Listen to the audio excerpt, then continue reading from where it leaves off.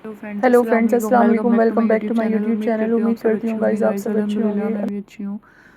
So guys, कभी कभी ना कुछ चीज़ें हमारी लाइफ में पूरे बहुत चेंजेस ला देती है।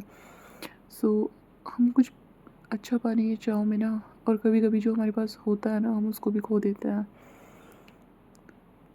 तो गाइस, आज का व्लॉग होने वाला है बहुत बहुत ज़्यादा। मैं आपको अपने एक्सपीरियंस शेयर करने वाली हूँ। सो लाइफ के कुछ एक्सपीरियंस है जो मैं सभी बहनों से शेयर करना चाहती हूँ। सो जो मैं गलती करती हूँ ना, वो भी ना करे शायद। सो आजकल का टाइम ना ऐसा चल रहा है कि अगर आप अपने आप को काट कर भी रख दोगे ना, तो भी सामने वाला आपकी कदर नहीं करेंगे।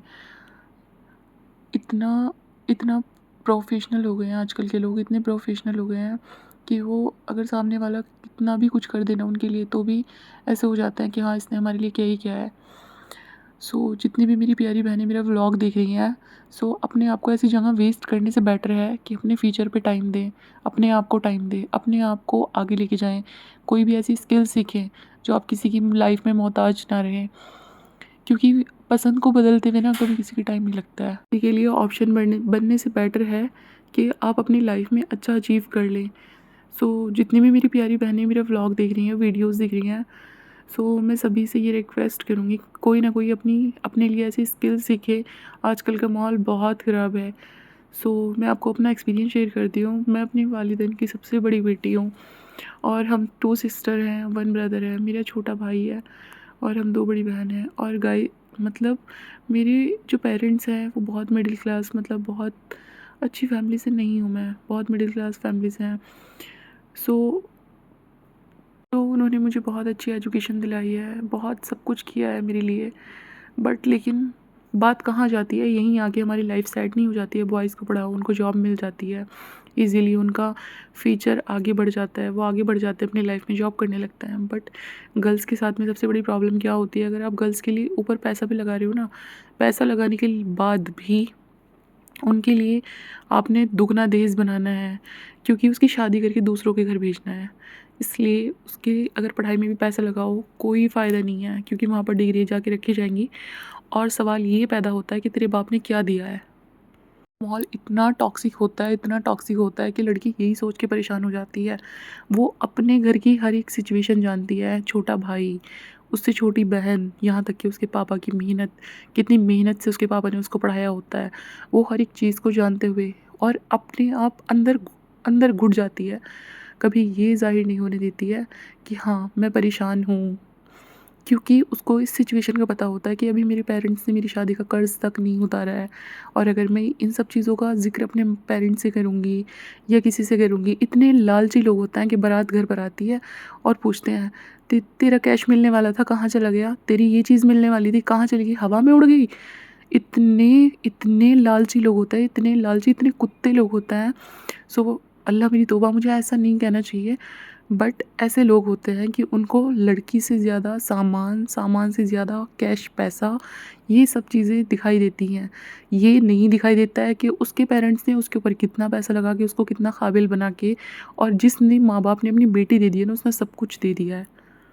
कभी किसी चीज़ के लिए टॉर्चर करते हैं, कभी किसी चीज़ के लिए बोलते हैं, कभी किसी चीज़ के लिए, यहाँ तक कि कभी उनका मूड ही सही नहीं होता उस लड़की से।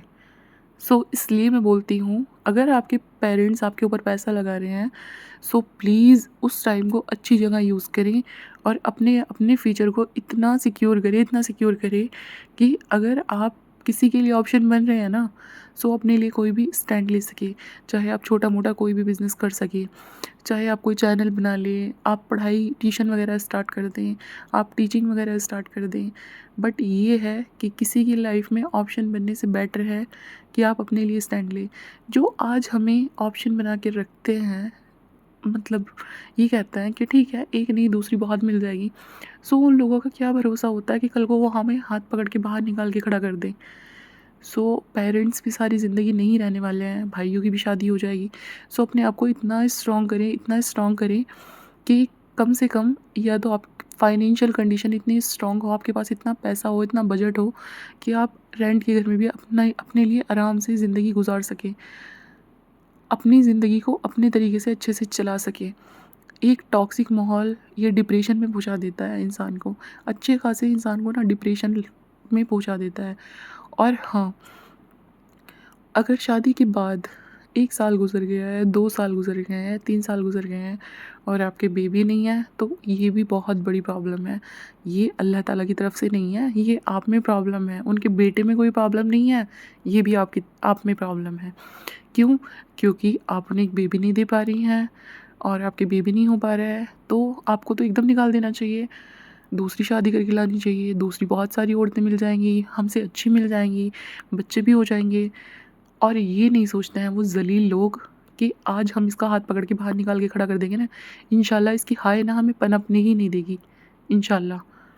क्योंकि किसी की बेटी के साथ खिलवाड़ करना, किसी की ज़िंदगी के साथ खिलवाड़ करना, किसी के दिल को दुखाना इतना बुरा है कि आप ना चाहे कितने ही नमाज़ें पढ़ लें, कितना ही कुछ भी कर लें, अल्लाह पाक ना कभी आपको नहीं बख्शने वाला, किसी हाल में नहीं बख्शने वाला।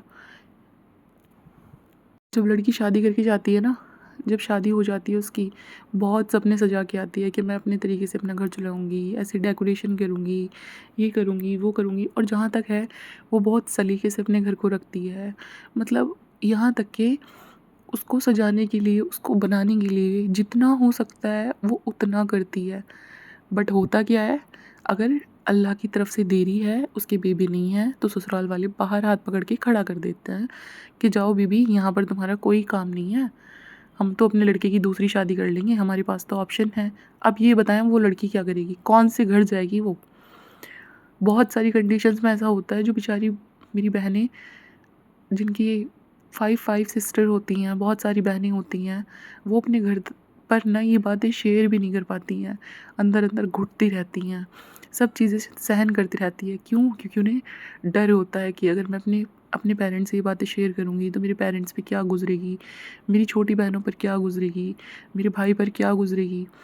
कितनी मेहनत से उन्होंने मुझे पढ़ाया है, लिखाया है, कितना काबिल बनाया है, और अगर मैं ये सब चीज़ें लेकर मैं अपने घर जाऊँगी तो क्या सोचेंगे आसपास वाले लोग, क्या कहेंगे मेरे पेरेंट्स, क्या सोचेंगे मेरे बारे में।